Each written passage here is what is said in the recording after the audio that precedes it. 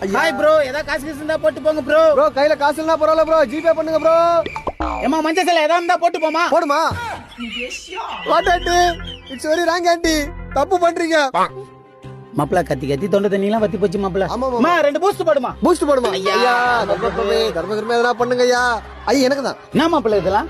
பிச்சைக்கார பையன் 2 ரூபா போட்டு போறாமரா. என்கிட்ட பிச்சை தல 10 ரூபா போடுறேன் நானு. இதுக்கு தான் மாப்ள நான் வீரேஸ் போலாம்னு இருக்கேன். துணி கடைக்கு போய் என்ன பண்ண போற? அது வேற ஒண்ணும் இல்ல மாப்ள, வேலை வேணான்னு எழுதி கொடுப்பேன். யோ அதுக்கு பேர் விஆர்எஸ்யா.